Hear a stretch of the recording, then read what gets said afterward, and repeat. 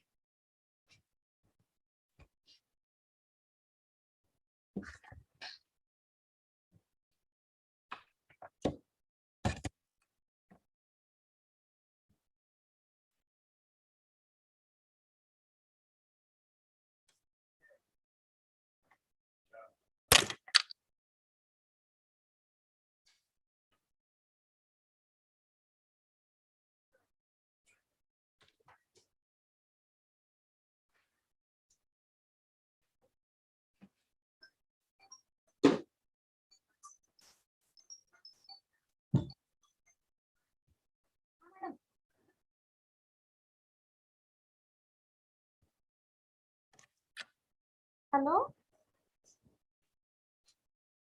Hello फुले madam. हा बोलते बोलते. हा येत आहे ना, झालं सुरू? हो लाईव्ह. म्हणजे ऑडिओ, हे ऑडिओ व्हिडिओ स्टार्ट कर. हा आलाय तुमचं. आलाय ना, आवाज येतो व्यवस्थित? हो हो एकदम क्लिअर. गेस्ट हे झाले तुम्हाला. हो एक वेळ आहे अजून 10-15 मिनिट, 10-12 मिनिट वेळ आहे अजून. हो तुमचा लाईव्ह युट्यूब पण सुरू झालेला आहे आणि रेकॉर्डिंग. हो आणि हे आपलं काय म्हणतात त्याला, दिसतंय ना, व्यवस्थित दिसतंय ना? हो हो एकदम clear.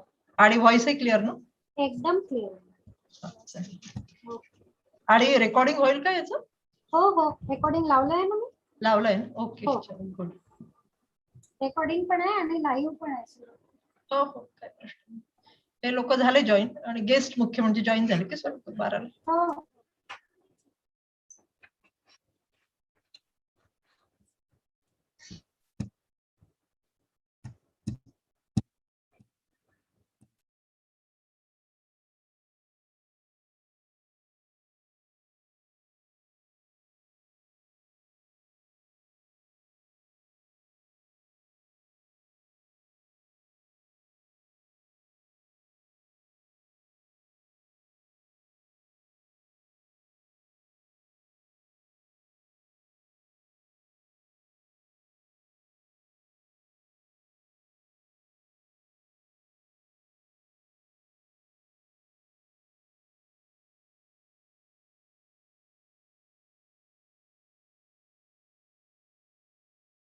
Hello madam.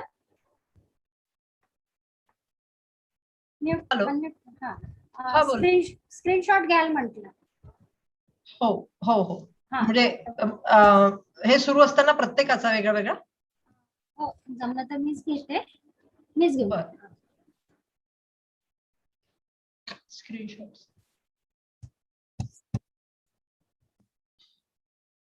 Madam screenshot घ्या प्रत्येकाचा. नाही नाही नाही, असं ही जी स्क्रीन आता तुम्ही पेपरला द्याल ना तुमचं, तर मग असं आपली पूर्ण एक स्क्रीन असं हे तुम्हाला देऊन देईल. मीच काढेल, तुम्हाला घ्यायचं असेल तर तुम्ही पण घ्याल. बरं मी याला सांगते मुलाला, बघते झालं. फेसबुक वर टाकायला स्क्रीनशॉटच लागतील ना आपल्याला? फेसबुक वर आता हो नंतर लागतील ना फेसबुक. हो नंतर जेव्हा टाकायचं राहील तेव्हा. हो चालेल चालेल.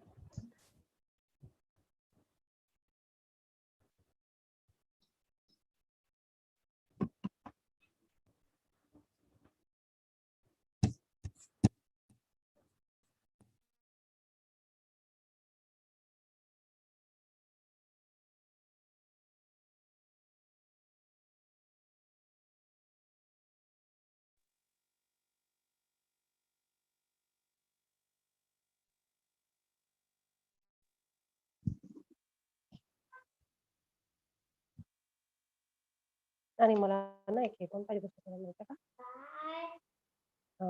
पेज आणि पेज.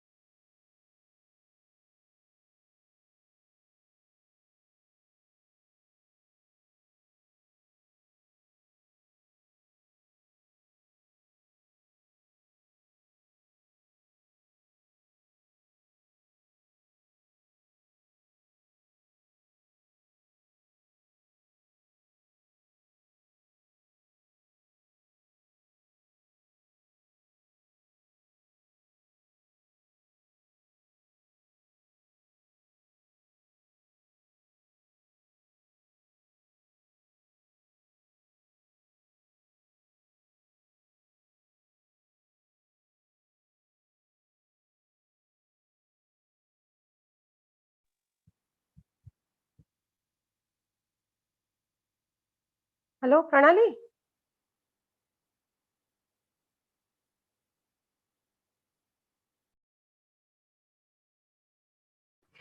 हा मॅडम, वर्षा madam. Hello.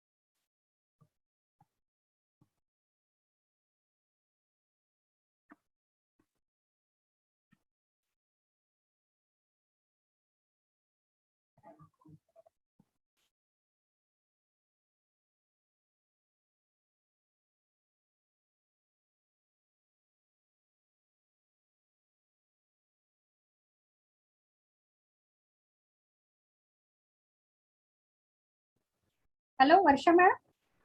Hello. Yes yes. हा या speak. Everything is okay. I just asked. Everything is fine. Okay, thank you. Okay.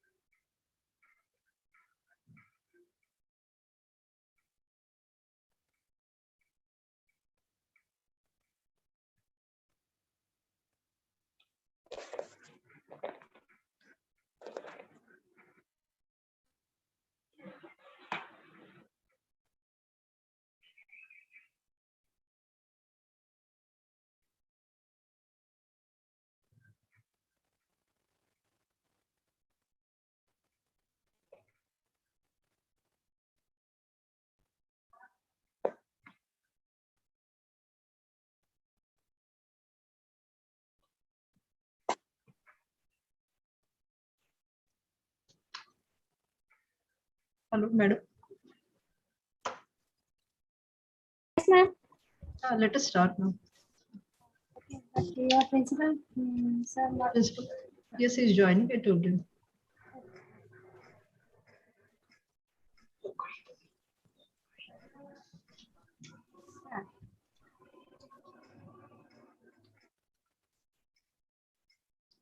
Mahatma Jyotiba Fule, Commerce Science, and V.Raut Arts College, Bhatkuli, has organized an international webinar of English on the topic Diasporic Literature, a saga of trauma and conflict. Prince Mahatma Jyotiba Fule College is run by late Babasaheb Varhade Education Society, Amravati. The foundation stone of the college was laid by a founder president, late V.Raut Varhade, to provide higher education to the downtrodden and financially weaker section of the rural area, especially girl students in 1993.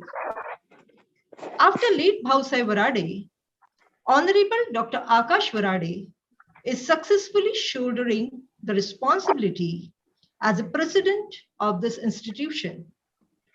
The college has 3 streams: arts, commerce, and science. The college, which started with 30 students, has now reached to the height of 1,000 students and is accredited by NAC at B level. Under the able guidance of our principal, Dr. K.S. Jamdade, it has reached to the impetus height. Friends, at the outset, with great joy and exultation, I wish a very good afternoon to everyone. The distinguished guests of today's webinar, inaugurator, Honorable Dr. Akash Varhade sir, President, late Babasaheb Varhade Education Society, Amravati. The Honorable Resource Persons, Dr. Ilham Hussain sir, Professor, Dhaka City College, Dhaka, Bangladesh, and the other resource person, Honorable Dr. Amar Singh sir, Professor, Government Autonomous PG Lead College, Chhindwara, Chairperson, our Honorable Principal, Dr. K.S. Jamdade sir, and dear participants. It's a glorious moment to extend my warm and heartiest welcome to one and all. At the very outset, I request the inaugurator of today's webinar, Dr. Akash Varhade sir, to inaugurate the webinar with his best wishes, followed by a brief address. Just now, I received a message from sir that he's going out of station and has sent a small video clip. So I request Pranali madam to please play on the video. Pranali madam.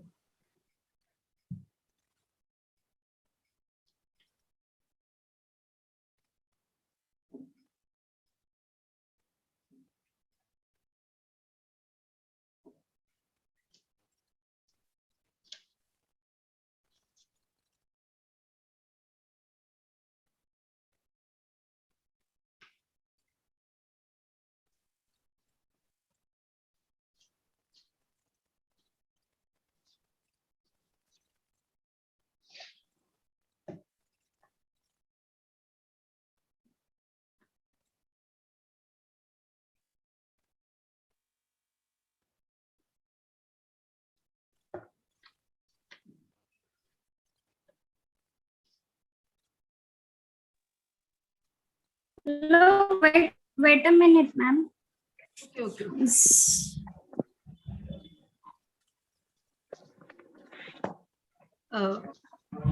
Sorry for the inconvenience caused to the participants, and just now I received the video.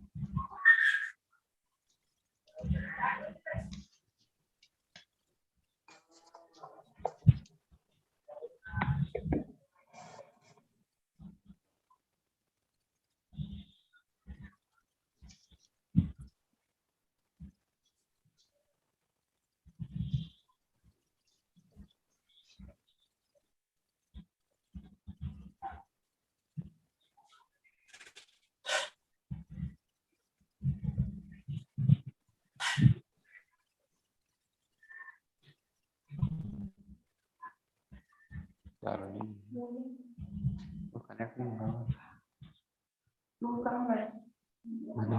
वो कर दिया। आई क्यों चल रहा है? देखते हैं।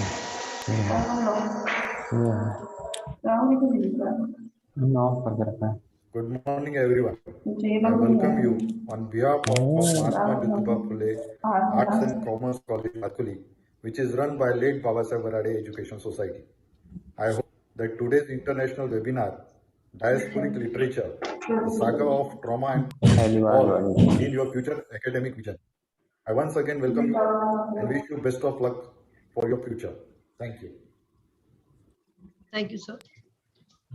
Now we shall proceed towards the main theme of our webinar, diasporic literature, which can be simplified as the works that are written by authors who live outside their native land, maybe forcefully or voluntarily. So today we have two renowned scholars amongst us to focus on this topic. The keynote speaker of today's webinar, Honorable Dr. Ilham Hussain sir. I shall first introduce Dr. Hussain sir. Actually, when I went through the biodata of Dr. Hussain sir, it's really a very big biodata and it's not possible to introduce that much, but I have removed just the main salient features, I should say, and I'll introduce all those main features of Dr. Ilham Hussain sir. Dr. Ilham Hussain sir is a Bangladeshi academic essayist, translator, editor, and a literary critic. Presently, he's working as an associate professor of English in Dhaka City College, having an experience of 20 long years at UG and PG level. Dr. Hussain sir is a renowned author and has authored 7 books and has translated Chinua Achebe's Things Fall Apart and The Trouble with Nigeria. He has also translated Bain Okri's The Freedom Artist into Bangla. Dr. Hussain sir has translated a handful of short stories, essays, interviews, and speeches of Indian, African, Afro-American, and Caribbean authors. A huge number of his essays on literary criticism appear in journals and periodicals of home and abroad. And a large number of his research papers are published in journals of national and international repute. His field of interest concentrates on South Asian and African literature and culture, anthropology, philosophy, and post-colonial studies. It's a great privilege to have Dr. Hussain sir amongst us. So with immense pleasure, I invite him to deliver his speech. Dr. Hussain sir. Thank you very much, madam, for your generous introduction. And I wish everybody good afternoon and namaskar. At first, I express my heartfelt gratitude and thanks to the International Webinar Committee of Mahatma Jyotiba Fule Commerce, Science and V.Raut Arts College, Bhatkuli, Amravati, for inviting me as a keynote speaker. I express my honor to Reverend Chairperson of today's webinar and respected Principal Sir, Dr. K.S. Jamdhardi, Honorable Inaugurator and President of late Babasaheb Varhade Education Society, Amravati, Dr. Akash Varhade Sir, and Honorable Research Person, Dr. Amar Singh Sir, Professor and Head of the Department of English, Government Autonomous PG College, Chindwara, Madhya Pradesh, and respected convener, Dr. Madhuri Fule, Madam. And once again, I wish you good afternoon and namaskar. Actually, diaspora literature is very widely studied today. And for many regions, it has occupied a very concrete place in world literature. especially in postmodern situation. Diaspora literature has achieved a lot of concentration or attention from different corners. And today I like to talk on diaspora literature, a space of being and becoming. This is the title of my today's talk. And diaspora is a global phenomenon. And in the present era of globalization, it has become a widely talked up topic. During the colonial era, it took up its formation mostly through slavery and indentured labor. In the process of globalization and the homogenization of the economic institutions and political ideologies, while the nation states are marginalized, alternative identities, it may be subnational as well as supranational, emerge. On the face of this process, ethnic identities or cultural identities that predate the colonial conditions, quote unquote, find resurgence. Though traditionally the term diaspora puts emphasis on the circumstances of the origin of the migration, at present it refers to the postmodern conditions. Postmodern conditions of the global cities with heterogeneity of nationalities and races interacting with each other in an even increasing multiplicity of identities. But in the postmodern, decentered, and globalized world, the process of multiplicity poses a threat to the sense of self. And in this situation, an impulsive desire for home and nostalgia takes over the diasporic communities. Besides, they are traumatized by the consciousness of their detachment from their home countries. They look back with sigh and desire to maintain an attachment with their motherlands, and simultaneously, they assimilate the cultural realities of their host countries through a dialectical process. This desire and nostalgia create ambivalence, which emanates from the syncretism or hybridization of cultures. This ambivalence receives a new intensity during the present era of globalization, because globalization tends to merge or delete the contours of cultural individuality and brings all the world communities on the same pavement in terms of, quote unquote, the uneven integration of human life. Being challenged by globalization, diasporic people traverse with an impulse of reclaiming a space for being and becoming. The process of being and becoming does not create a fixed identity because it goes through continuous creolization, intersectionality, nostalgia, trauma, fluidity, state of flux, plurality, and dialogues and negotiations. Also, due to the absence of close contact with the home countries, a diaspora has the likelihood of falling into the pitfall of historical myopia because of its location, in Bhaba's term, in the third space, formed by double consciousness and displacement.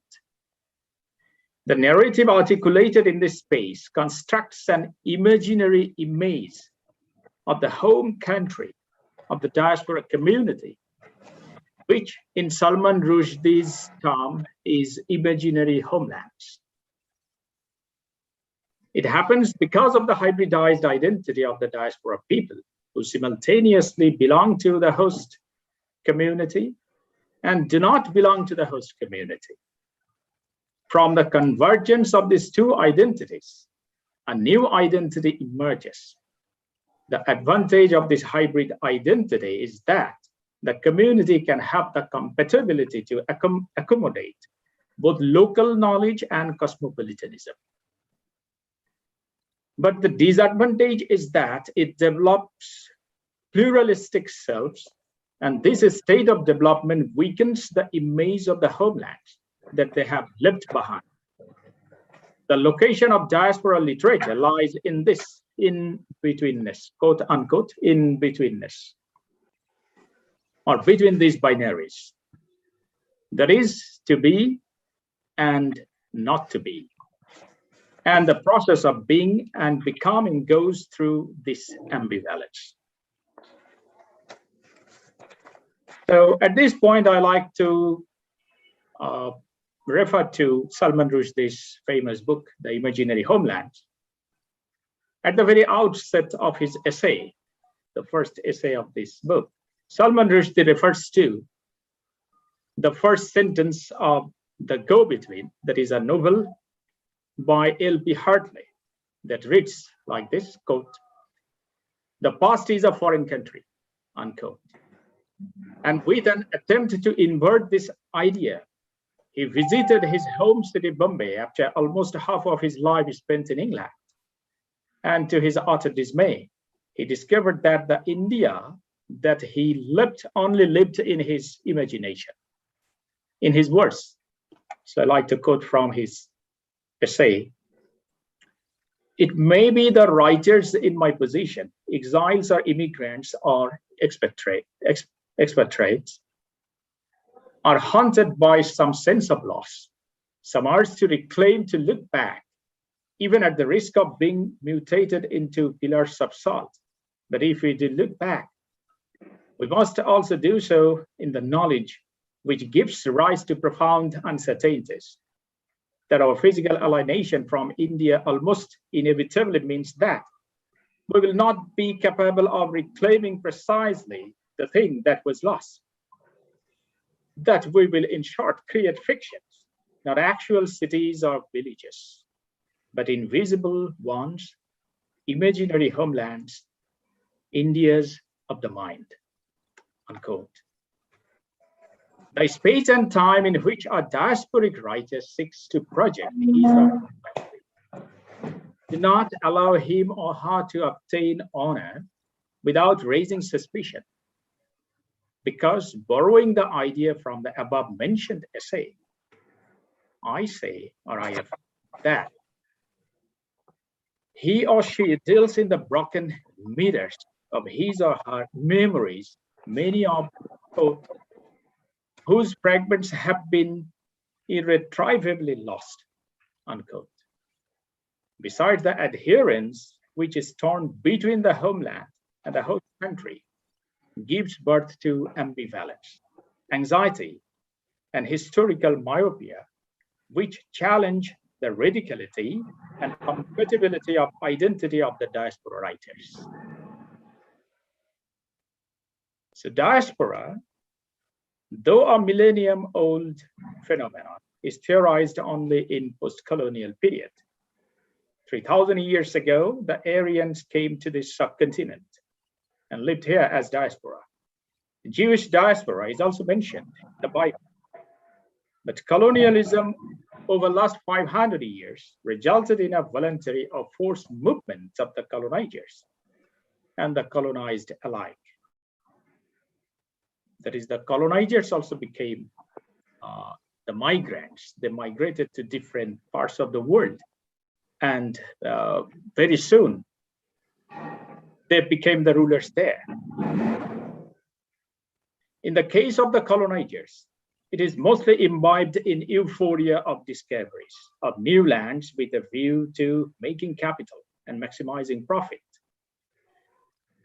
To speed up this enterprise and invigorate the project of accumulating wealth, they went on with the mission of otherizing or marginalizing the indigenous people, their cultures, languages, and historical realities. But in the case of the colonized, the dispersal or the movement has been traumatic, imbibed in nostalgia. The natives were taken away to foreign countries as slaves It is true in the case of Africa or African countries. And indentured laborers from this Indian subcontinent, many people were taken to European countries or American countries as indentured laborers. The natives were taken away to foreign countries as slaves and indentured laborers, and thus they were detached from their roots. So being segregated from their home, they felt a persistent oppression of nostalgia that provoked them to articulate their identity. But here in this case, I like to quote from TM, a post-colonial critic. With the challenge of essentialist corruptions of identity and culture in the late 20th century, diasporic studies have assumed a central importance in cultural debates and in the increasingly transnational world brought about by globalization. The diasporic subject has come to be regarded as a representative protagonist rather than marginalized exile. The process of diaspora in the present globalized world is diffused, and it involves various factors. Development of technologies, internet, and different social media have made the issue of identity a very complicated term, marked for its intertextuality and intersectionality. Migratory patterns today are now determined in some cases by consensus and in some other cases by coercion. Domestic migration also impacts the culture and behavior of the migrants. So migration also occurs even in the same country. At present, initial circumstances are not emphasized more. Rather, heterogeneity of nationalities and cultures is contributing to the ever-increasing multiplicity of identity. And Homi K. Bhabha addresses this issue of the forms of cultural interaction, engagement, and transformation that occur in and across diasporic communities. And the process of disposal and dissemination is structuring their interrelationship. I have quoted this sentence from Mulani, a post-colonial critic. Bhabha's nation and narration and location of culture address, quote unquote, cultural hybridization as a wide organizing feature of contemporary cultures, while insisting upon the fact that all culture is a product of historical process of conflict as consent, coercion as choice. This process of interaction, intersection, and intertextuality goes on across the borders of cultures unendingly, with its disruptive potentials that place the diasporic people in the space of in-betweenness, cultural ambivalence, and anxiety, as they feel the sense of belonging and dislocation simultaneously. In the postmodern realities, while technology explores all around, the process of identity building has become here problematic and inconspicuous, because this process is being always constituted within. Besides, the malleability and permeability of culture brings about intersectionality and intertextuality among the cultures, and consequently gives birth to a universalized vision of cultural hybridity. Monica Ali, a Bangladeshi diasporic author now living in England, has addressed the questions of cultural hybridity in her seminal novel, Brick Lane. Regarding her engagement with cultural hybridity, Julie Mulani, a post-colonial critic, has said, quote, Ali's exploration of the different ways in which members of the diasporic communities position themselves in relation to home, place, and tradition, illustrate how cultures might strategically resist the potential dissolution or deframing of cultural norms caused by processes of hybridization. Precisely in order to maintain keenly felt attachment to place and culture. Monica Ali brings forth the power of diasporas in perpetuating highly regulated forms of tradition and culture, as well as fostering new forms of cultural engagement and exchange. Stuart Hall, Homike Bhabha, and Paul Gilroy emphasize the same issue, that hybridization appears to be a continuing process of transformation and exchange, reorganizing relations of power and affiliating and valuing difference. So diaspora opens up the path of creolization of culture, but it does not pose a threat to the existence of the inherited culture of the diasporic people, because they are usually persuaded by two dominant impulses, that is desire and nostalgia. And this is the reason for which a bond or affinity assumes its strong formation among the people in a diasporic community, which may provide them with an impetus to develop political consciousness and engagement in the host country. Again, the consciousness of racial hatred, fragmentation, and dislocation may conspicuously lead them off track. And it is very glaring in Bangladesh. In this respect, I have given an example from Bangladeshi Bihari diaspora here. And we know that during partition in 1947, a huge number of Bihari population came to this country, that is the east wing of the then Pakistan.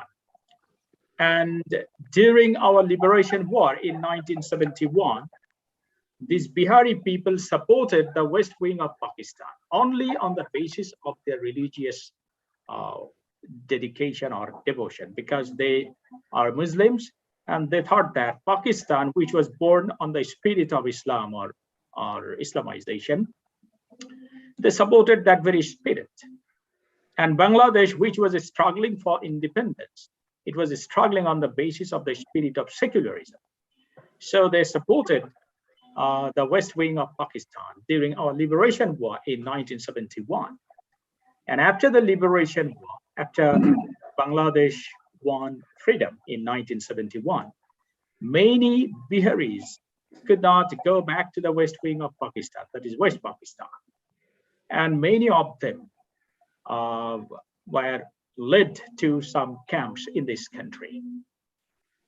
And even today, a huge number of Bihari people live in Bangladesh, and they cannot produce diaspora literature today. So why?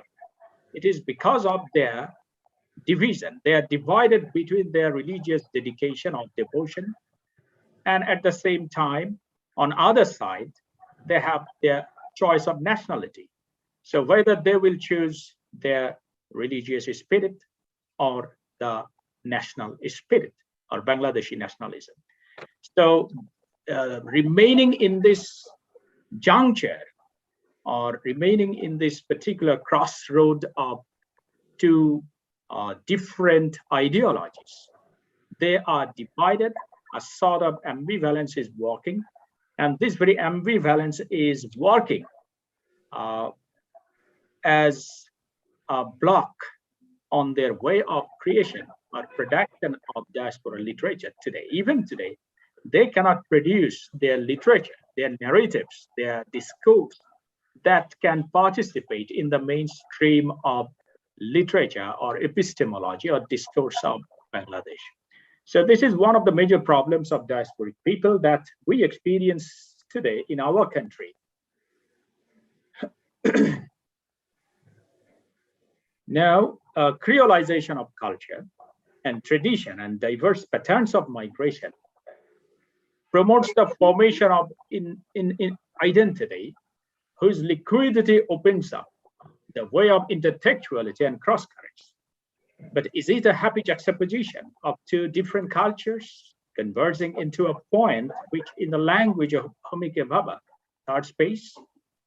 The answer to this question requires a conspicuous comprehension of the relationship between these two binary oppositions, that is center and margin. Center stands for the group of people having political autonomy. On the contrary, the margin, in Gramsci's term, subaltern, lack political autonomy. The diaspora of the first generation, irrespective of Indian diaspora and African diaspora, who were mostly slaves in the case of Africa and indentured laborers in the case of this subcontinent.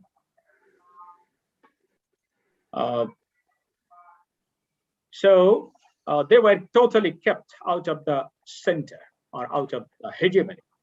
No political consensus was settled between these two binaries. It occurred in the first generation of diaspora. Only dominance, not hegemony.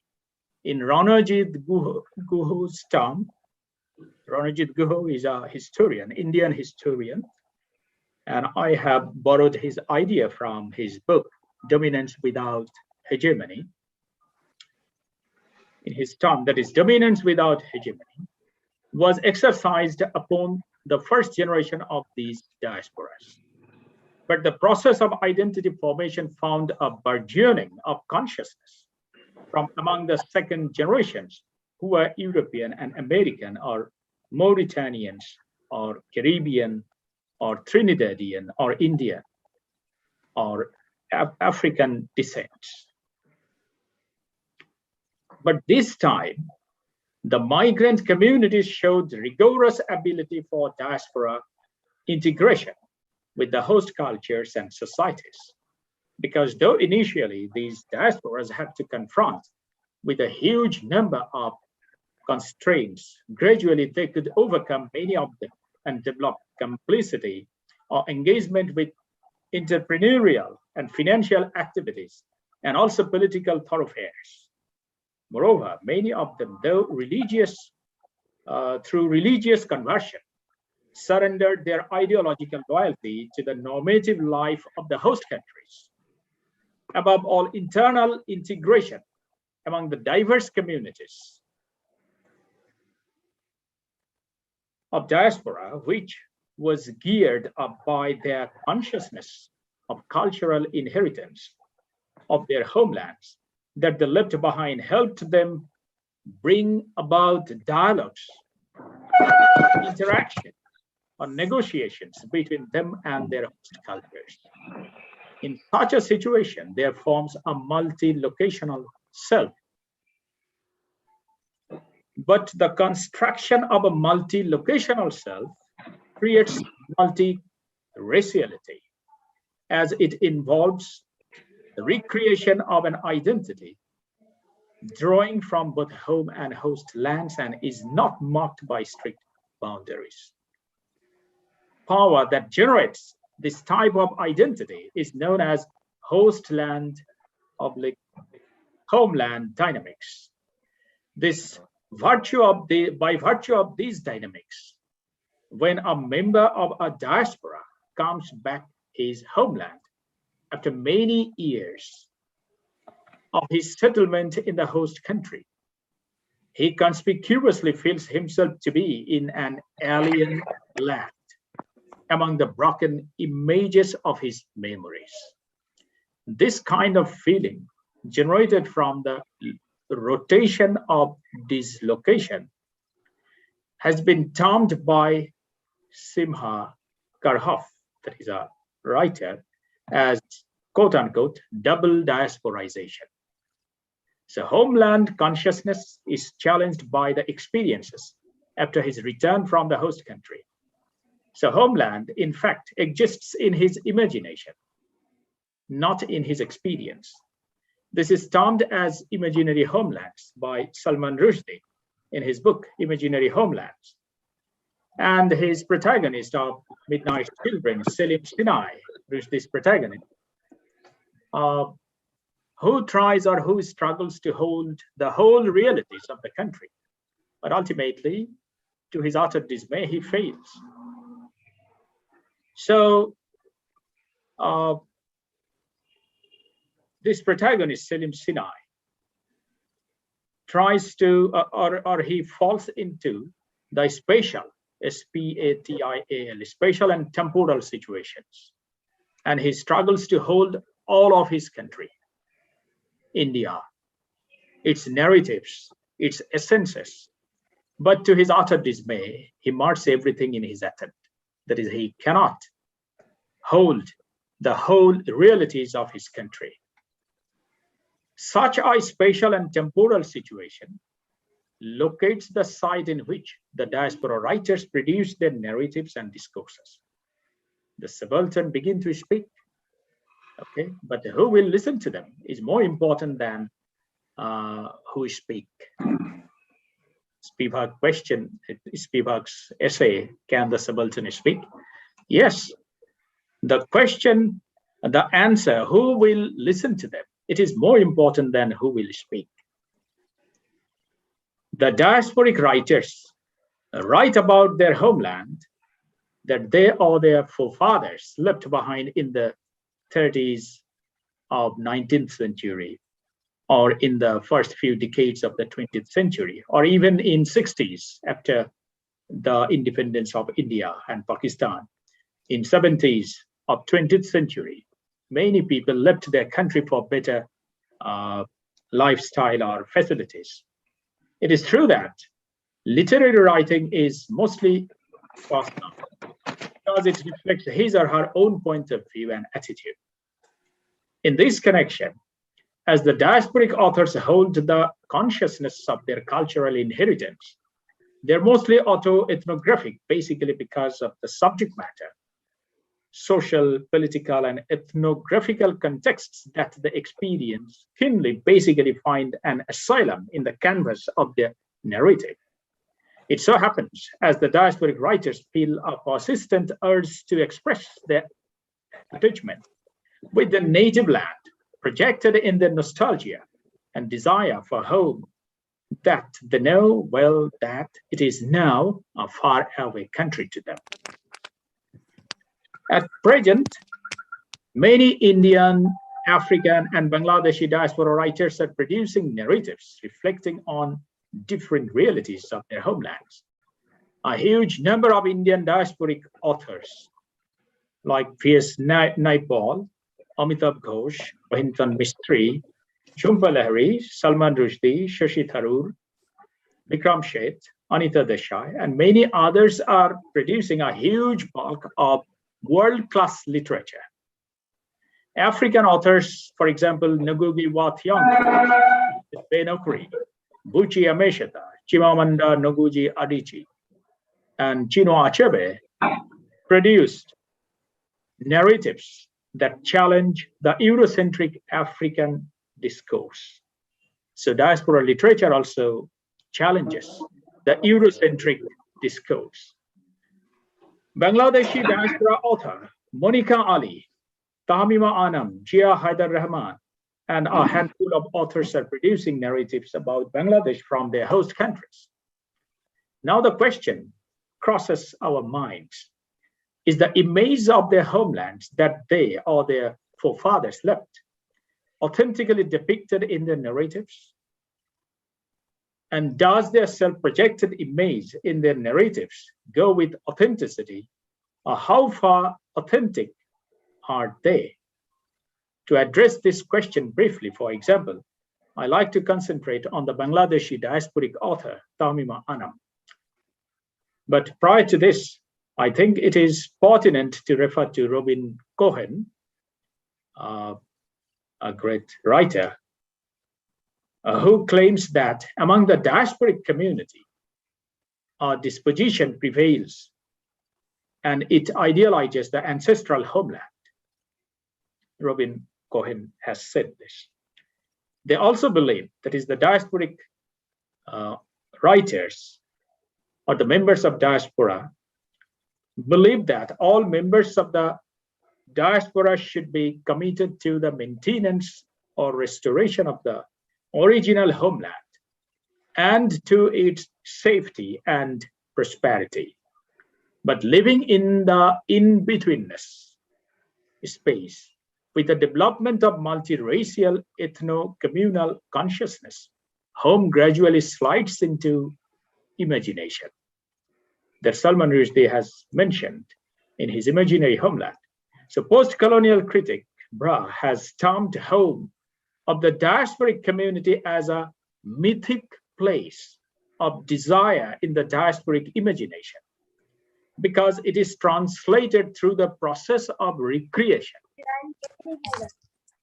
It so happens because in the postmodern situation, when globalization is working for homogenizing the economic institutions and political ideologies of the whole world and challenging the monochrome, quote unquote, and limited identities on which nation states built, and foregrounding the multiplicity of identities in the cosmopolitan cities of heterogeneity of nationalities, diaspora puts emphasis on the end result of migration, not on the circumstances of the origin of migration.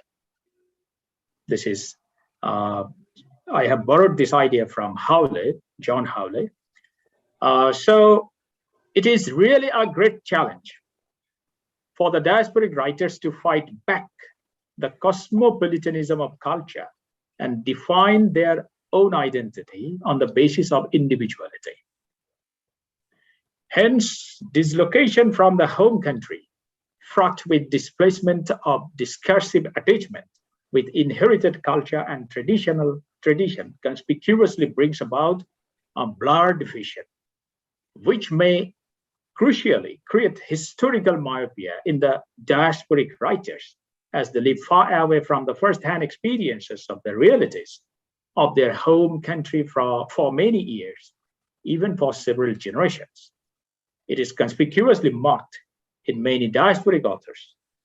And now I like to give an example from Tamima Anam, and I think historical myopia hinders to produce a very authentic discourse of the home country. Tamima Anam has written a trilogy, 3 novels, that is A Golden Age, The Good Muslim, and The Bones of Grace. So in the Golden Age, Tamima Anam has revealed the ambivalence of a woman divided between motherly affection for her children and her love for the country.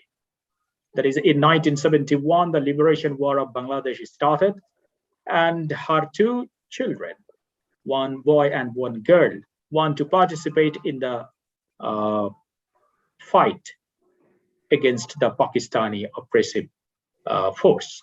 But the mother does not want them to join the liberation war. So why? Because she thinks that they may be killed there. And at the same time, she also feels that she has the responsibility to serve this country. Now, how can she serve this country? She can let her children go and join the war.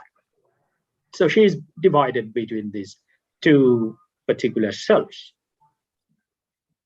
And ultimately, the children went to the war. They fought in their own area, and Bangladesh was born in 1971. In the second novel, A Good Muslim, Tamima Anam has concentrated on the transformation of this post-independent generation into a particular community or particular community of people.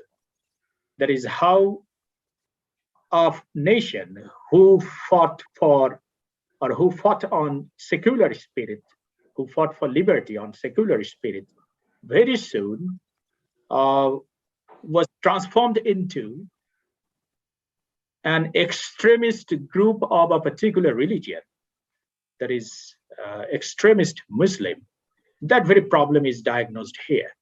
That is the Suhail, the boy who fought in the liberation war.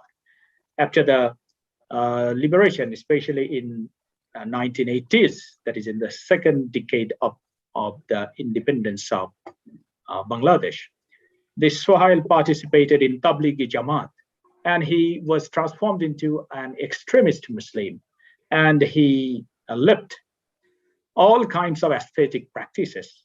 He did not listen music, and he also discouraged other people to enjoy music and other aesthetic elements or ingredients of culture.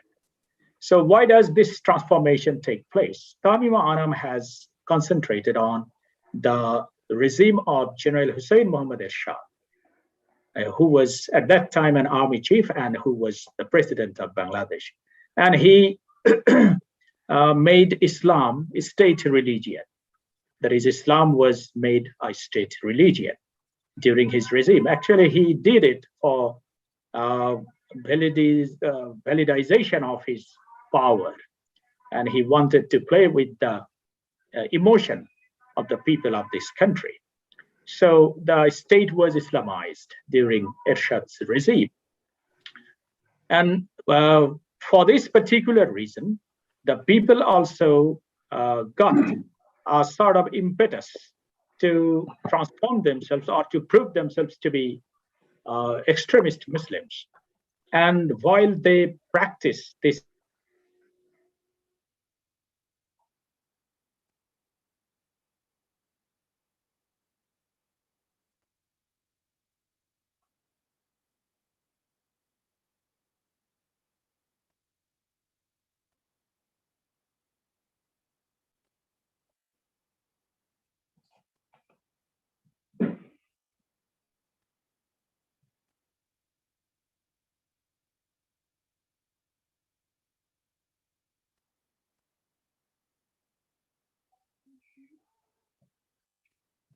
एक वजह से है।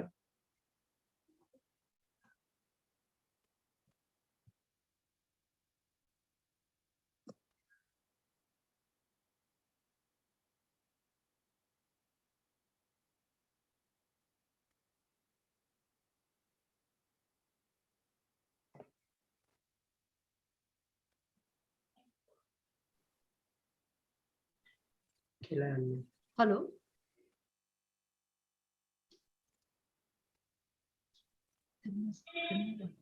Sorry, actually, I was disconnected for the time. Yes, sir. Okay. Okay, madam. So we have to go back to the historiography of this subcontinent, how this transformation took place. It did not take place overnight. It happened through an evolution. It happened through evolution. So that very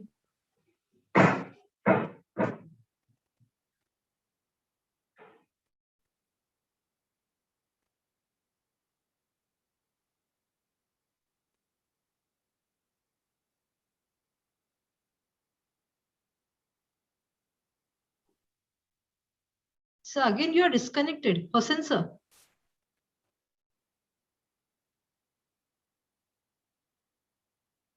Hossein, sir. You are not audible, sir.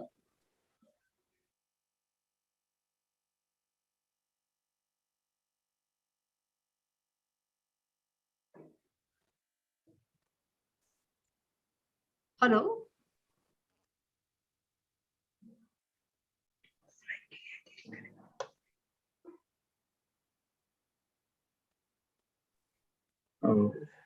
Actually, I am frequently out of connection, most probably for technical inconvenience. So anyway, I like to draw a conclusion of my speech. Actually, I mean to say that the diasporic authors, because of their location in memory or imagination, they may lose the authenticity of their discourse. And that very particular limitation I have termed as historic myopia. So historical myopia may be a hindrance of diasporic literature. And I like to share one of my experiences that I had in our conference. In an international conference, I was talking about Amitav Ghosh's The Shadow Lines. Amitav Ghosh is my very, very favorite author. Actually, I am a fan of Amitav Ghosh. So I was talking hilariously about The Shadow Lines. And in Shadow Lines, Amitav Ghosh has referred to the communal violence that took place in 1964 in Dhaka. And many Hindus were brutally killed. Their shops, their business centers, their houses were snatched away by the local extremist Muslims. And there was a sort of massacre here. So while I was discussing this very particular point, one of my audiences asked me about Amitav Ghosh's authenticity of this portrayal of picture of communal violence that took place in 1964. And he told me that Amitav Ghosh could have depicted the picture of communal violence that took place in Calcutta simultaneously. That is, at the same time, communal violence also took place in Calcutta. But Amitav Ghosh did not focus on the realities, on the casualties that occurred in Calcutta. He concentrated on the casualties, on the massacre, or on the communal violence that took place in Dhaka. So that very audience has complained that this is one of the limitations. The point that it is one of the limitations of a diasporic, diasporic discourse or diasporic literature. So anyway, another important thing that I like to mention at the end of my talk, that diasporic literature usually uses English language. And we know that today Jhumpa Lahiri writes in Italian language, all right, but most of the writers write in English language. So there is also a risk of being linguistically colonized. So if diasporic literature is to be written in the local languages also, so that very particular thing may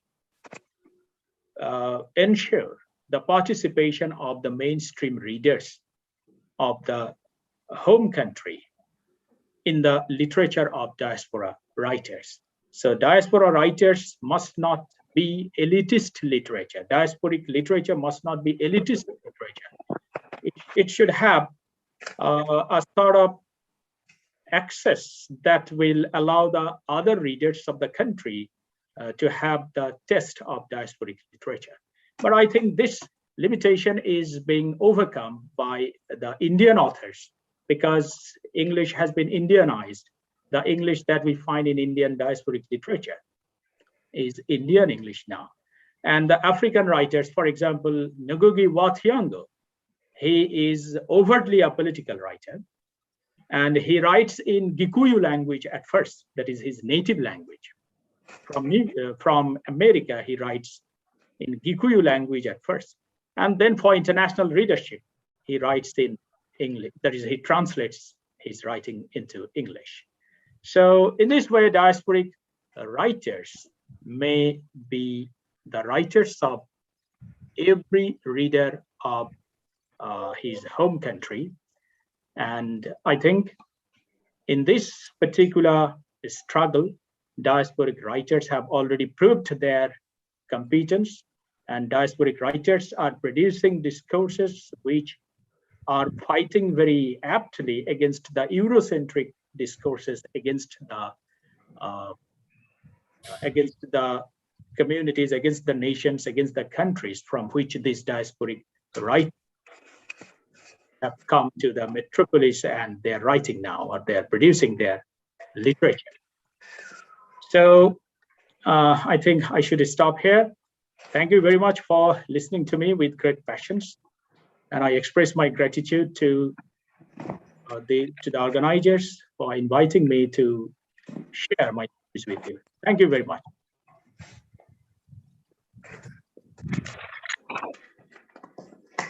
Thank you, sir.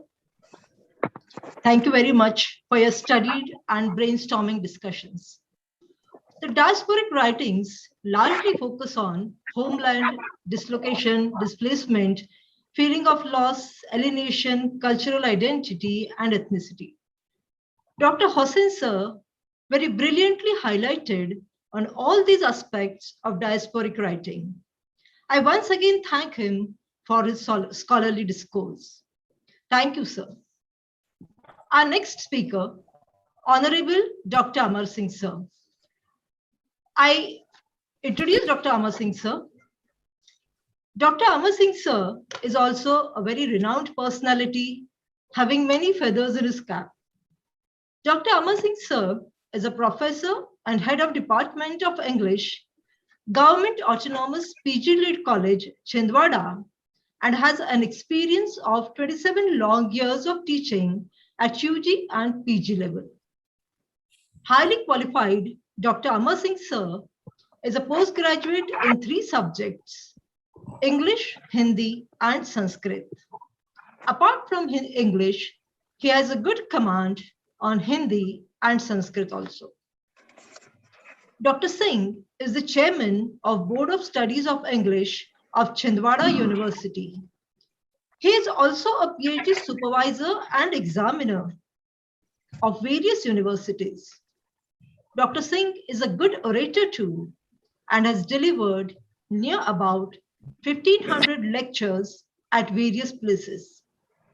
He is also honored with various awards such as Akshara Mitra Samman of MP government for literacy mission and Icon of Chhindwara District Award for Best Election Trainer. It's an opportune moment to have Dr. Singh amongst us. I invite Honorable Dr. Singh sir to deliver his lecture on the topic Dilemma, Displacement and Dislocation in the Modern Diasporic English Novels. Dr. Amar Singh sir.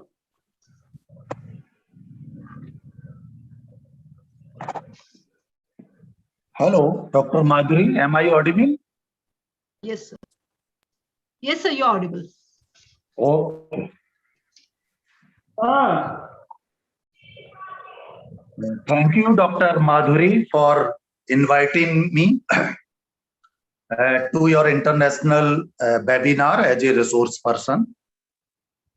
I personally feel elated, exalted, and enlightened by the diasporic deliveries by Professor Elam Hussain from Bangladesh. He is professor of English. I stand honored getting invitation to deliver a lecture on diasporic community on my concerned topic. I also feel dignified in the present audience, professors of English from all over India who are going to listen to me. I also want to extend my gratitude to the organizers. Dear August, distinguished audience, during my an hour long talk, I hope you all will bear with me. At the outset, I want to tell that I won't repeat the things which have already been discussed and expressed by Professor Elam Hussain. I will especially delineate my lecture on diasporic Indian English writers and their representative fictional masterpieces and the themes inherent in their masterpieces. Dear friends, topic of my lecture is Dilemma, Displacement and dislocation in the modern diasporic English novels. Dear friends, diasporic literature discusses the works about people living outside their ancestral homelands while preserving a connection of some sort, mental or physical, with their ancestral homelands. People settled far from their ancestral homelands. Diasporic or expatriate writing deals with native culture, language, and identities. Diaspora describes people who have left their home country, usually involuntarily.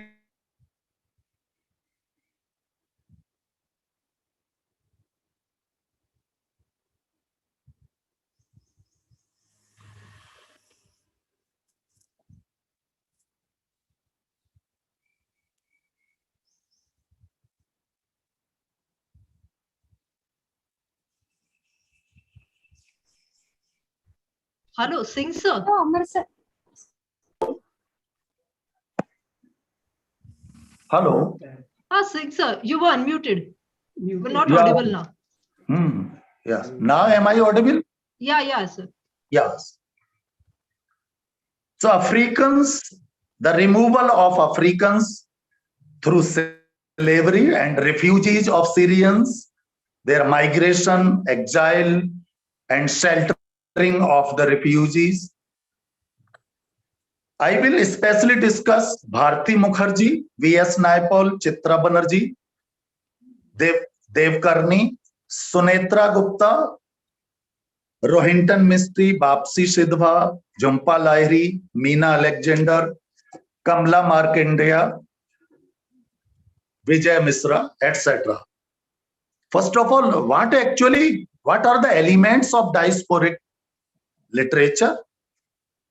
Quest for identity, multiple cultural identities, uprooting and rerouting,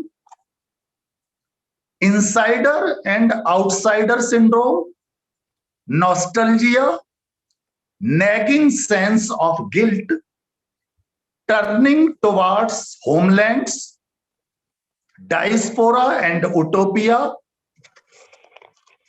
and cultural hybridity, historical understanding. These are the major issues that have been discussed in diasporic literature. Dispersion from common origin, history, collective identity, shared socio-cultural experience is also the theme in diasporic literature. A peculiar type of dilemma, cultural conflict of class, conflict of self-identity is discussed in this very literature. Displacement means the act of moving out of the usual or original place. That is called displacement. Dislocation, maybe in the same sense. Going out, or immigrants undergo displacement geographically and culturally, and they become victims of multiple dislocations. First of all, I would like to throw some light on Anita Desai. Anita Desai's mother was a German. She, in India, she was settled in Missouri, born in Missouri, but settled in United States. She was born in 1937. She says, I quote, while she feels about India as an Indian, she thinks about it as an outsider. I would like to take Anita Desai's Cry the Peacock, a little bit analysis, diasporic analysis on it. Cry the Peacock has a theme of spiritual pangs of Maya. Maya, the protagonist, the romantic heroine who identifies herself with the peacock in the agony of their fatal love experience. Her love partner is Gautam. Maya's intense involvement in her own inner world of phantasm against her husband Gautam, who is a rational, practical, and detached advocate husband. Maya's sadness is a product of her own belief. This novel exposes the psychological problems of an Indian woman. Maya is an illusion, and in the Indian myths also, Maya is an illusion, and Gautam is Buddha, Lord Buddha. She pushes Gautam from a terrace. So here the clash of religio-cultural belief is the cause of the tragedy. The theme of conjugal relationship and dissension in it is very significant. Maya's cry is for love. This novel is full of turbulent emotional world of the neurotic protagonist Maya and the non-understanding of Maya by her own husband Gautam. That is the real story. There is another novel by Vikram Seth's A Suitable Boy. It was published in 1993. Modernity confronts tradition in post-partition India as a young student in this novel resists an arranged marriage and a politician's son has a transgressive affair. The story of A Suitable Boy goes thus. Mrs. Rupa Maharaj hunt for a husband, a suitable boy for her daughter Lata. It's a story of Mehra family, the Chatterjees, the Kapoors, and the Khans. A story of Hindu-Muslim tensions. Tension between town and country has been very well depicted in this very novel. This is an epical novel. It is a story of post-partition of India set in 1948. It is a story of love, grief, and loss, etc. This novel discusses an in-depth cultural and social conditions prevailing in the country at that point of historical time, that is post-independent India. It's a post-partition epic.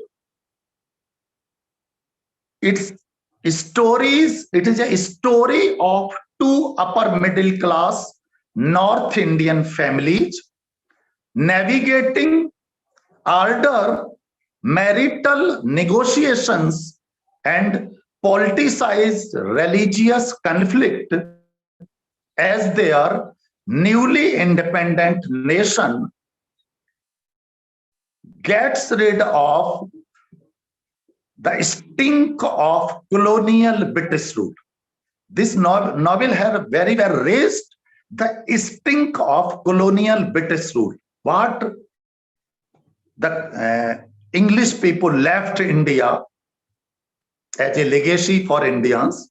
It is a vast panoramic tale charting the four fortunes of four large families and exploring India's rich and varied culture at a crucial point of history. There is another diasporic novelist, Kiran Desai. She was born in 1971. As a diasporic novelist, Kiran Desai is an established diasporic novelist of Indian origin who presents Indians as protagonists in her fiction. She exposes all the diasporic elements as marginalization, cultural insularity, nostalgia, alienation, quest for identity, and assimilation in her novels. Diasporic dislocation in Kiran Desai's novel, The Inheritance of Loss. I would like to throw some light, diasporic light on The Inheritance of Loss. This novel, Kiran Desai's this novel juxtaposes underprivileged subjects in India and the USA in both the colonial past and the global present. Kiran Desai suggests that immigration and diaspora are predicted on a rift between home and host land. She represents diaspora both as a socio-political formation and a narrative strategy also. By narrating the experiences of cross-ethnic diasporas in the context of global capitalism, Kiran Desai expands the generic boundaries of Indian diasporic writing in English. The story of The Inheritance of Loss centers around the lives of Biju and Sai. Biju is an Indian living in United States illegally. So he is a son of a cook who works for Sai's grandfather. He is an orphan living in mountainous Kalimpong with her maternal grandfather, Jamubhai Patel, the cook, and a dog named Mutt. The theme in this novel is closely related to colonialism and the effects of post-colonialism, the loss of identity. There is a special reference to the Gorkhaland movement is used as the historic backdrop of this very novel. The theme of terrorism, loss, immigration, economic inequality, human relationship, and marginalization dominates this very novel. I would like to throw some light on V.S. Naipaul and his novel. Nostalgia through diasporic perception in V.S. Naipaul's A House for Mr. Viswas is a recurring theme. It deals with shifting identity, roots, homes, and changing realities of migrants. This novel deals in rootlessness. Rootlessness is a major theme, alienation brought about by exile.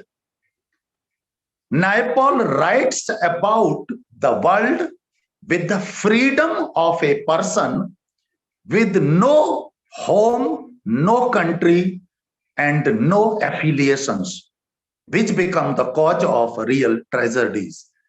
Homelessness, a recurring theme of Caribbean literature, the disintegrated nature of the society gives the West Indian an acute sense of homelessness. V.S. Naipaul writes about the people who had to abandon their own countries and shifted themselves in strange places without friends. The dilemma of the nomadic society and individual, the wanderers in space and time, is also a thematic concern in V.S. Naipaul's fictional world. Salman Rushdie, an Indian-born British-American novelist. He was born in 1947. Salman Rushdie is the author who inaugurated the field of post-colonial diasporism with his debut novel, Girmash. Notions of mysterious parentage, displacement and exile, unstable personal and national identity, the colonial legacy, and his attitude towards cultural hybridity with especially delineate his novels. Interweaving of personal and political history is one of the salient features of Rushdie's novels. One of the prominent diasporic writers of Indian origin, he resists the Western construction of the other in the single inverted comma, the otherness, by redefining nation in his fiction. There is an idea of nation as a heterogeneous and magical realism with historical fiction gets prominence in his novels. Satire, post-colonialism, travel writing is also part of Rushdie's narrative. Historical criticism is also part of his novels, thematic novels. Jhumpa Lahiri is one of the prominent diasporic writers, world-renowned figure. Jhumpa Lahiri, her original name is Neelanjana Shodeshana Jhumpa Lahiri. She is settled in London, United Kingdom. Jhumpa Lahiri's immigration experiences focus on social, political, family, and cultural events and its effect on human beings. The diasporic Indian immigrants suffer from loneliness, alienation, and cultural crisis in finding a space to establish themselves in foreign lands. Human grief, pangs of life, search for happiness, human wishes, joy, sorrows, emotions, sentiments, feelings, problems, customs, traditions, and longing for alienations develop in the form of cultural crisis in an alien culture and human value. Among others, Jhumpa Lahiri's works herald a new consciousness of pathetic plight of Indian immigrants and human predicaments at large. There is a functional compatibility between the flexible allegiances of diaspora and contemporary globalization. In her novels, diaspora is applied to expatriate community whose members share a collective memory, nostalgia, predicaments, joys, emotions, cultural customs, traditions, and sorrows, vision of life, myth about their original homelands. Thus, diasporic tensions between internationalism and nationalism, place and identity have been well depicted in Jhumpa Lahiri's stories. The question of racial injustice, gender bias, abuse of human rights, purgation of fears, doubts, grievances, and grudges in the minds of immigrant sufferers delineate Jhumpa Lahiri's novels. It is a removal of limitations and linguistic barrier also. The multicultural lifestyle of immigrants depicts the alienation and loneliness of its characters who are caught between two drastically different worlds. Lahiri's stories are the gateways into the large submerged territory of cross-culturalism. The characters address sensitive dilemmas in the lives of Indian immigrants with themes such as marital difficulties, miscarriages, and the disconnection between first and second generation United States immigrants.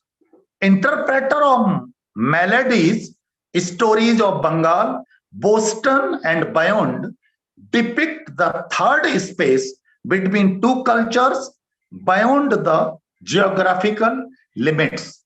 The namesake is about conflict between first and second generation immigrants and their struggle to acculturate themselves in the West. Unaccustomed earth mentions generations, children, and human life using agricultural imagery. Here, stories explore simple human emotions such as loneliness, love, jealousy, and also describe how people change drastically over time. The second generation immigrants' dilemma of being born and brought up on a foreign soil, expatriation critically delineate predicament in the form of angst, loneliness, existential rootlessness, or homelessness in Lahiri's stories. Lahiri's perception of cross-cultural experience shows drastic drifts in her focus and concern regarding the transnational identities and their cultural acclimatization. Another novelist about whom I would like to discuss and throw some light is Amitabh Ghosh. Amitabh Ghosh's novel, The Circle of Region, it deals in the problem of displacement, migration, and existential crisis of life that the common man faces. The novel is not only an allegory on the power of money, but also to some extent a political allegory. It underlines the distinction between honest politics and the politics of opportunism. It reflects the overwhelming restlessness of the leading characters It is a review of difficult times in the past. This novel highlights the issues such as migration and the power of liberation that led to the creation of Bangladesh bloodshed due to the division of the country and the heart-rending family breakdown. This novel describes frustration and quest for belonging. It eloquently describes the beauty, ideal, and the yearning and the vanishing weaving heritage of ancient weavers. This novel primarily concentrates on Indian politics and power equations, India's British colonial times, and its resulting anxiety and the deterioration of traditional country life by modernization and the invasion of Western civilization. Migration gives rise to a diasporic feeling, rootlessness, and especially the individual solitude. That is the major thing discussed by Amitav Ghosh. Further, I would like to throw some light on Manju Kapoor's The Immigrant. The problem, the diasporic problem has been discussed in this manner. Manju Kapoor was born in 1948 in Amritsar. In the novel, The Immigrant, she deals with the complication of arranged marriages, the immigrant feeling, and the repercussion of unsatisfied sexual relationship resulting in mental disturbance, loneliness, and shattered marital life. There is another novelist, Bharti Mukherjee, in her novel The Desirable Daughters, Bharti Mukherjee stresses to reconstruct her identity against the traditional autonomy. The character establishes her identity in multiplicity and movement.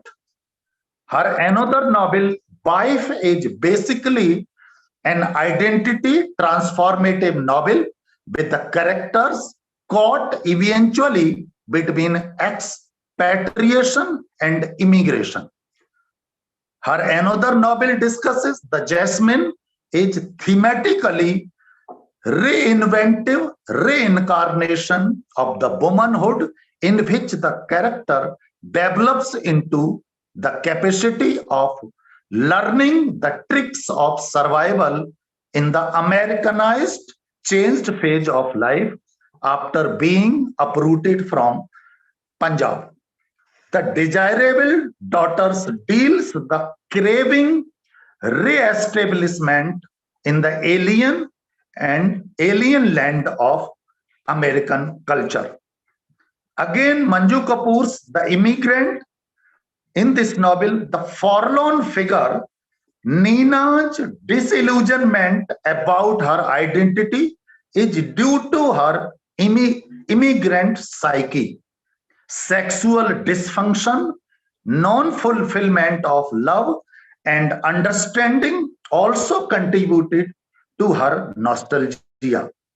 In Bharti Mukherjee's Wife, the false American dream of excellence leaves behind only neurotic depression, psychological disintegration, and a victim of expatriation. Bharti Mukherjee's another novel, Jasmine, the transformation evolves out of the possibility of American identity, the drifter world of uncertainties to take the journey of life ahead. The Desirable Daughters, another novel, deals with the gulf between two worlds, the development of multiple consciousness is out of the scandalous and secretive history of her family. In the novel The Immigrant, Ninaj embraced Western culture, extramarital relationship, and ultimately concentration on career paved the way for transformative changes.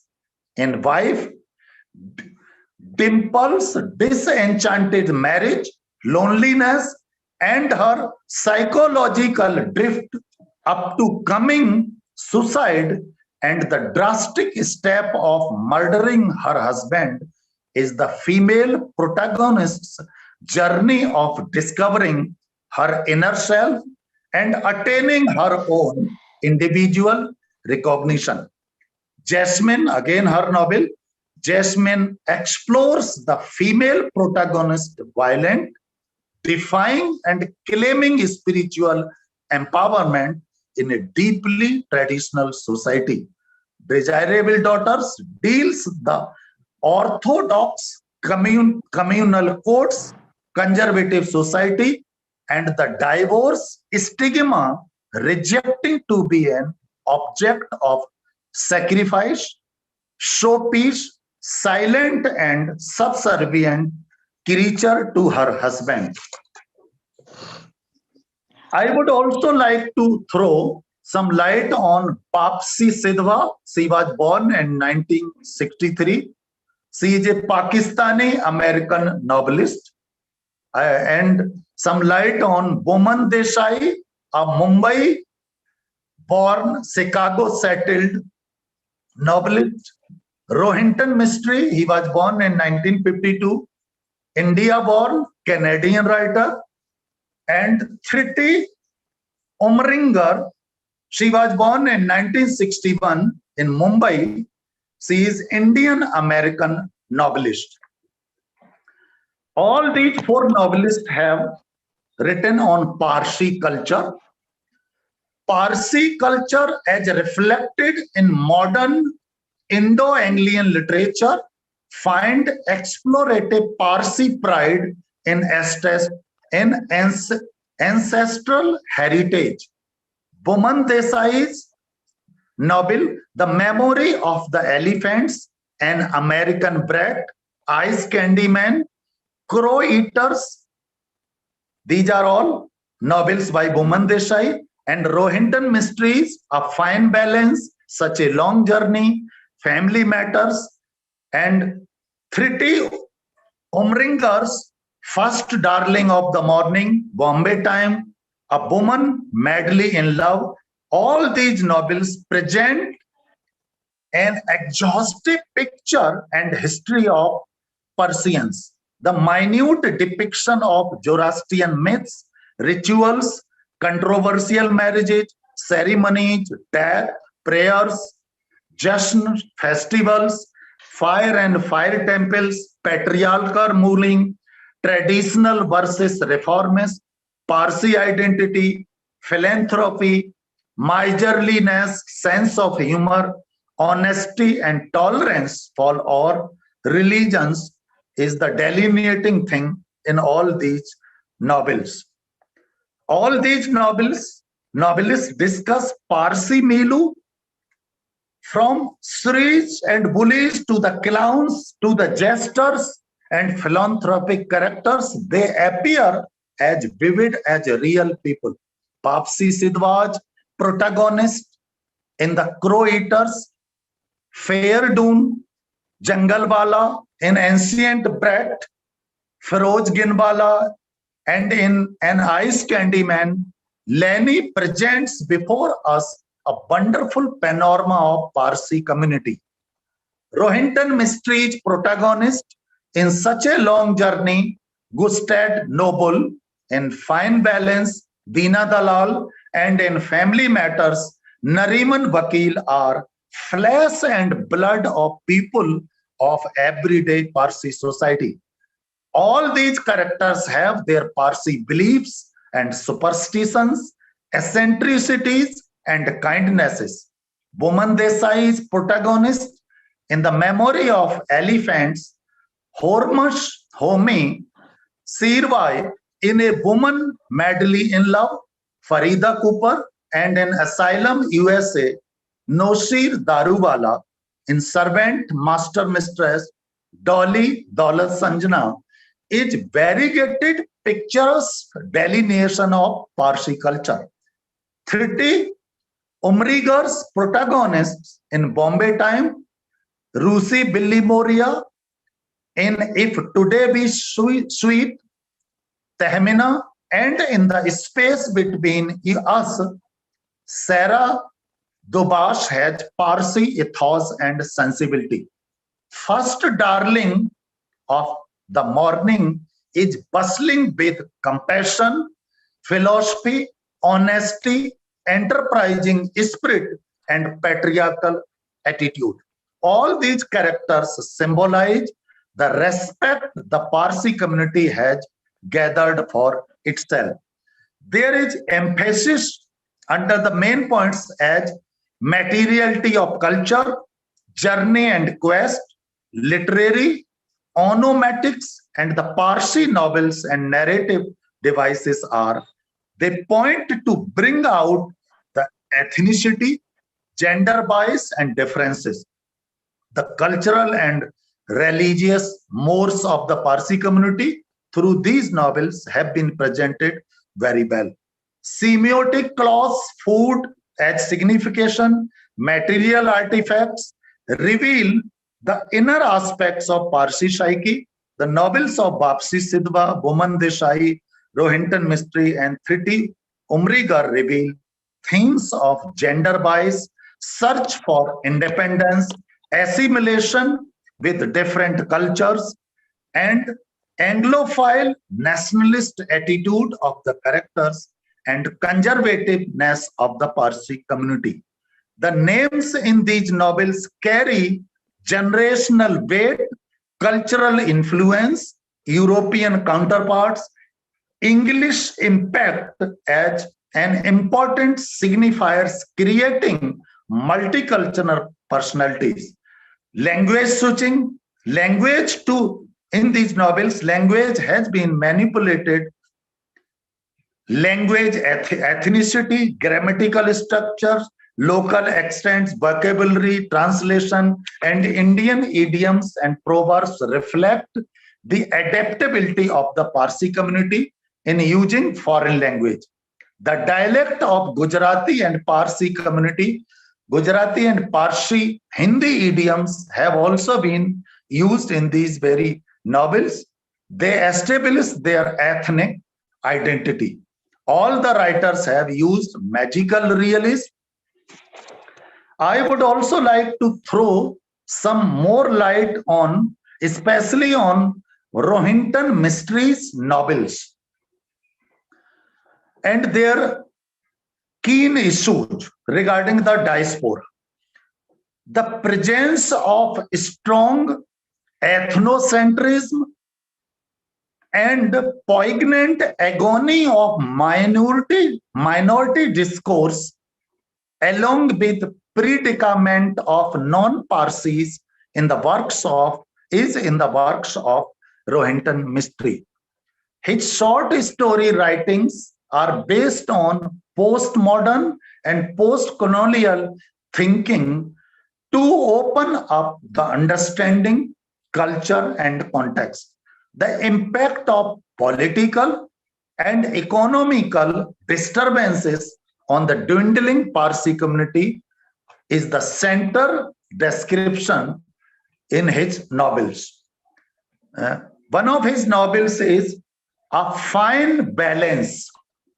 In this very novel, the pressing financial issues, the social setup in the form of dry mechanizations, pretension and hypocrisy of cunning businessmen represent the voice of the people, which are very much suppressed in Indian society. The middle class longing for dignity and honor, the problem of caste and communal discrimination, sufferings and lamentations of the oppressed poor classes, delineate this historical novel incidents such as post-partition riots of 1947, emergency of 1975, and its aftermath bloodshed in Indian country. His another novel, Family Matters, uncovers the ethno-religious minority traits, domestic upheavals, and catastrophe of 3 generations of Parsi middle class families. His another very interesting novel, Such a Long Journey, delineates the time of turbulent political condition in India in 1970s, with the turmoil from state emergency imposed by the Indira Gandhi's government and the rise of other political parties other than the Indian National Congress. The formation of Pakistan as a theocratic state and India as a secular state, and the constitution of Parsis in a small, secretive religious and social group in India is the major concern of this very novel. The decadence of Indian government, affectation of nationalization of banks, consequential short war between Pakistan and India, massacres of many innocent people during the violence, and that arose in Bangladesh, and the rampant corrupt political situation in India during the Indira government are the central points of this very novel. Another, Rohinton Mistry, another significant novel, Tales from Firoz Shah Bagh. This novel narrates imaginative collection of stories of social world of Parsi functions. The conflict and adaptability of Parsi community caught in identity crisis when they migrate to other countries get well-structured narration here. The inner social issues like families and their internal politics, the customs and community consciousness, the Parsi rituals, religious practices, values, culture, social adjustment, struggle, and the importance of ethnic community find ample critical description in this very novel, that Tales from Firoz Shah Bagh. This novel gives the compulsive and extreme traditions, the dilemma faced by middle-class Parsis, economic anxiety, preservation of Parsi culture in the face of many challenges, their migrant experiences, and loss of sense of identity. By immersing themselves in Western culture, these are the variety of thematic issues analytically highlighted in this very novel, Tales from Firoz Shah Bagh. Another novel by Rohinton Mistry, a fine balance, nostalgically paints dark and grim side of political scenario of bloodshed, corruption, exploitation, oppression, tyranny, and violence prevalent during the emergency rule in India. It affected the common man in hideous and adverse ways. It resulted into total chaos, oppression, political force, and the curbing of media freedom, which led to serialization into rootlessness and identity crisis of the society in India. The Tales from Firoz Shah Bagh also highlights strong diasporic strain under the purview of political displacement and asylum issues, which reflect political truth. Parsi Indian migrants as marginalized group in Canada and their minority status in multicultural, multiracial, multi-religious and Hindu fundamentalist dominated politics of Bombay create a sense of acute separateness. Cultural differences, the idea of belongingness, Parsi superiority, and the space of identity mark is a plethora of socio-economic problems. In his novel, In Family Matters, rioting, looting, and burning the poor and innocent people are political upheaval in the lines of fundamentalism inherent in Indian politics.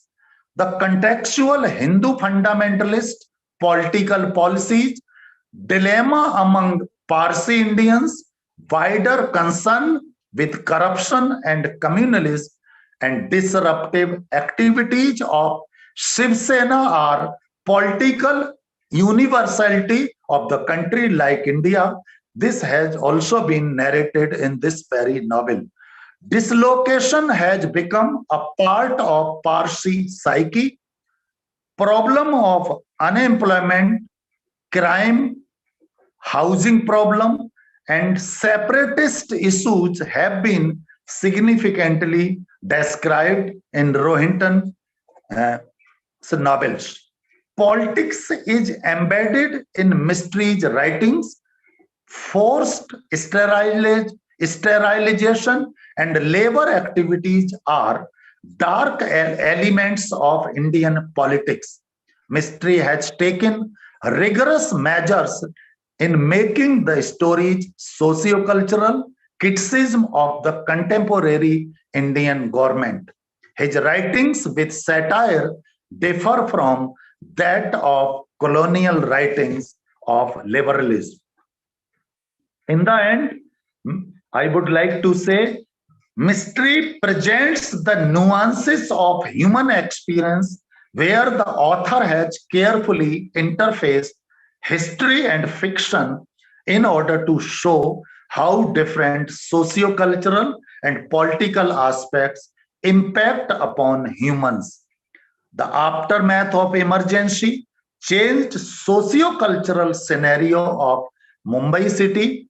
He depicts the ill-fated and the traumatic experiences of the marginalized and the dispossessed population of society who find themselves at the mercy of the Brahmanical and pseudo-secular elites shaping India.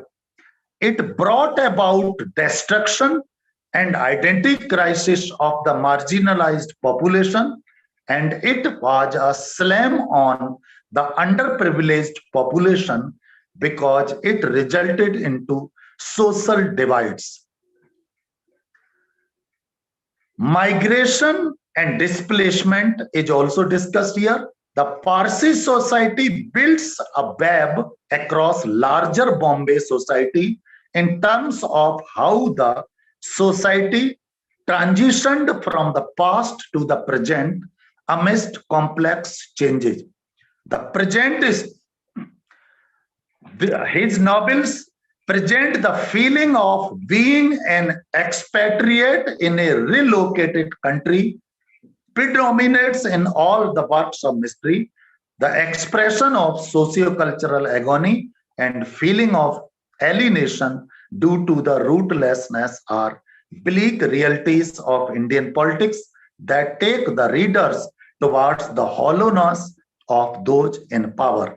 The nostalgia of Mystery about Bombay's political environment that is characterized by rapid growth of thugs and violence. Mystery's authentic account of uniqueness of lifestyle, customs and traditions of the Parsis, and how the sparsely populated community of India is dwindling fast.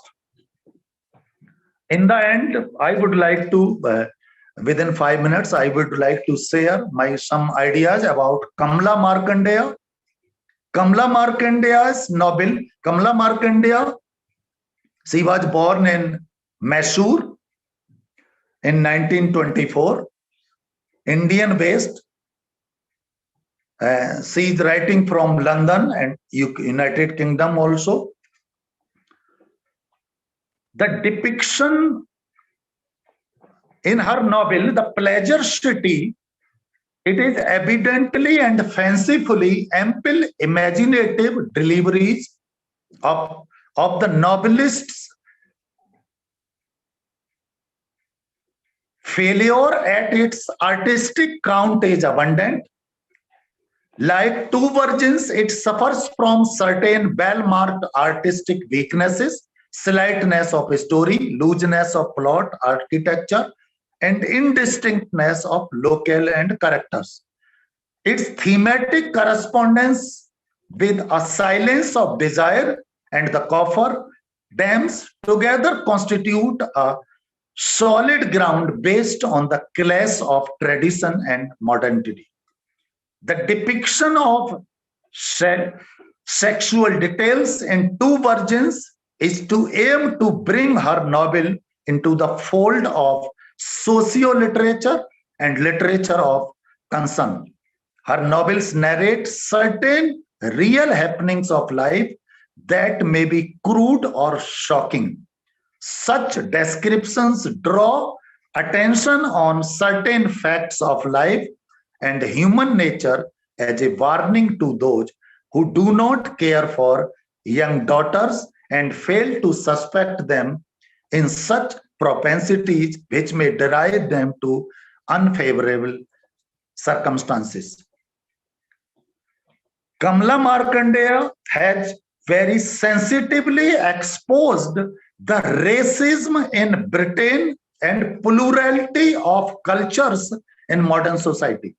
The emergence of modern post-cultural and social formation moves from the filial to the affiliative.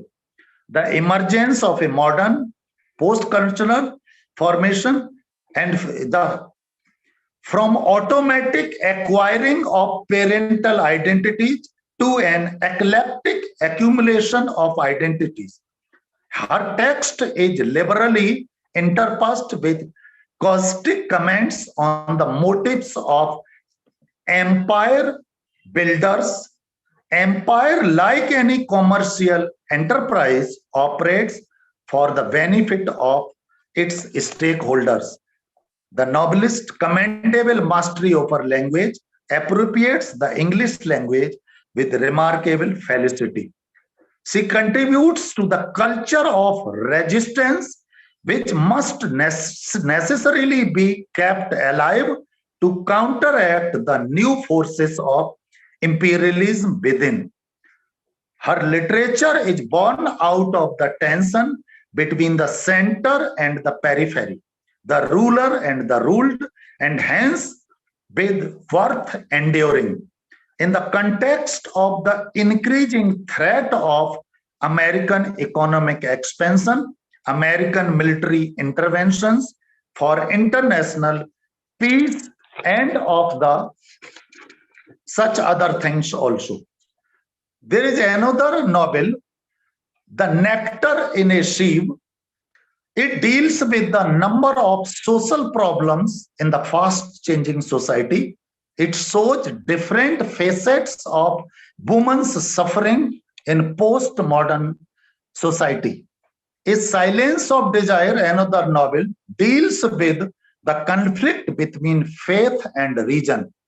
Its central figure, the undertaker, represents the society in which the people abandon their faith in order to pursue modernity.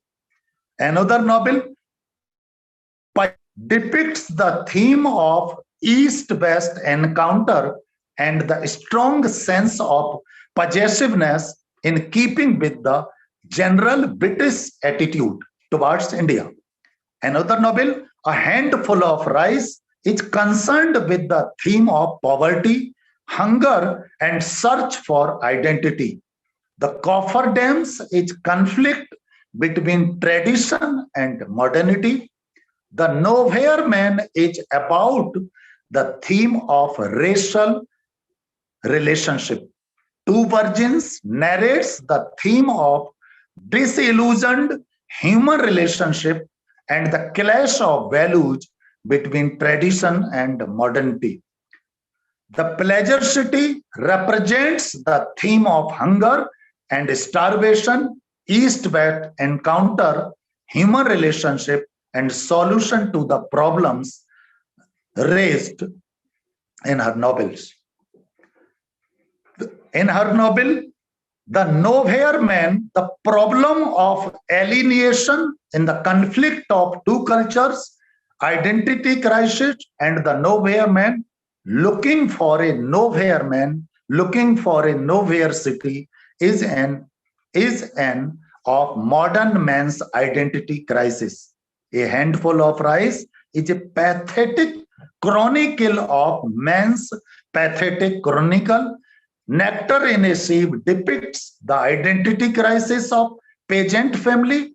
The Golden Honeycomb deals with the exploitation of the British rurals who exploited Indians to fulfill their political considerations. A Silence of Desire is built around the issues relating to traditions and change, faith and skepticism attached to modern attitude. Two Virgins presents sexual exploitation of Lalita as a symbol of vulgar part of society. The Cofferdams points out predicament of modern youth who is misguided and falls an easy victim to the glamour of the film world. Some Inner Fury faces numerous problems of Richard Marlowe's settlement in India. Economic inequality attracts to shape a handful of rice. So dear friends, this was what I wanted to convey to you. I have raised several points: identity crisis, the miserable plight of Indians living in alien countries, the dreamy, we simply see the dream.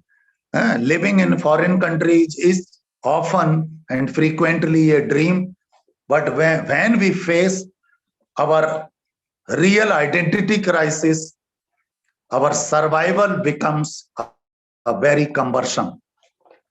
So these are the issues. Our Indian English writers, they have raised those very issues. They have raised Indian social issues while they were living in India and while they were settled abroad from their own perspectives. Thank you very much, my dear listeners, all the professors listening to me. Thanks a lot for your patient hearing.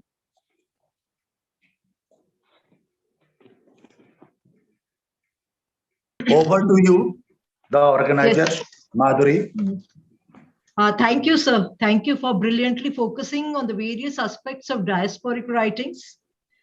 Nostalgia, longing for the past, quest for identity, nostalgia for the roots, sense of guilt are the various elements highlighted in Dr. Singh sir's speech.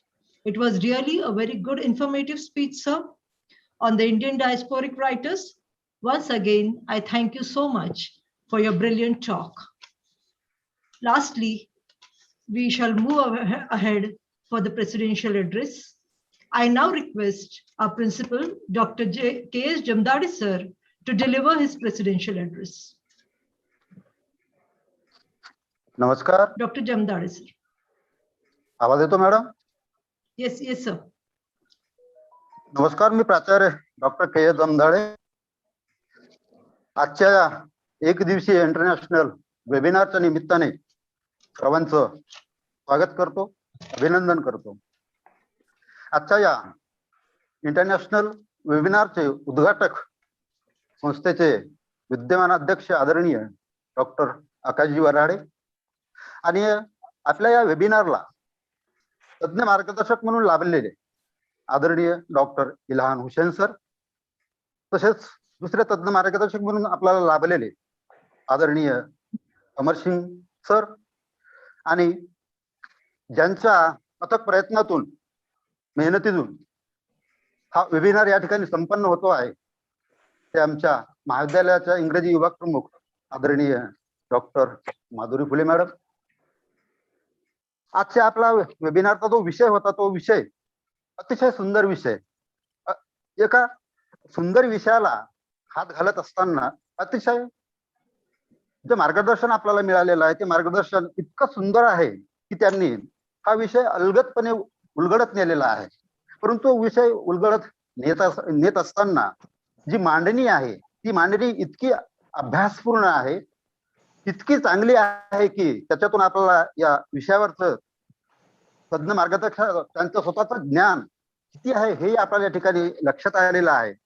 आणि इतक्या मोठ्या विषयाला त्यांनी जो हात घातलेला आहे, विषयाचा आवाका फार प्रचंड होता तरी सुद्धा अतिशय मुद्देसूद दोन्ही वक्त्यांची जी मांडणी आपल्याला या ठिकाणी पाहायला मिळाली. नक्कीच आपण जे लोक आपण या ठिकाणी वेबिनारला जोडले गेलेलो आहोत या सर्वांनाच या विषयाचा फायदा होणार आहे. फक्त इंग्रजी विषयाच्याच लोकांना या चांगल्या विषयाचा फायदा होईल असं नाही, तर तज्ञ मार्गदर्शक जे काय आपल्याला मार्गदर्शन मिळालेलं आहे याचा फायदा आमच्यासारख्या इतर भाषिक लोकांना सुद्धा तो मिळेल. शेवटी पुनश्च एकदा सर्वांचं स्वागत करतो, अभिनंदन करतो आणि या ठिकाणी थांबतो. Thank you sir.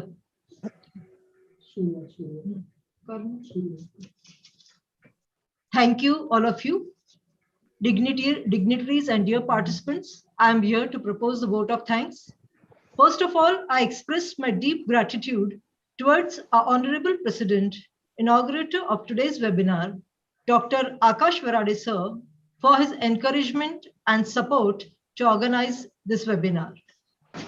I must mention my deep sense of appreciation for Honorable Dr. Ilham Hussain sir for his brilliant deliberations and also thank him for his immediate consent to accept our invitation for this webinar. I would also like to express my sincere gratitude to Dr. Amar Singh sir. He also immediately accepted our invitation and delivered a brainstorming lecture. I must place on record my hearty thanks to our principal, Dr. K.S. Jamdari sir, for his perfect support and guidance. I also extend my thanks to Professor Rao sir, my friend Varsha Gavande, Principal Mallu sir, Pranali Pethe madam, for their enormous cooperation in organization of this webinar. Lastly, I am grateful to all the participants without whose cooperation the webinar wouldn't have been a success. Thank you. Thank you very much.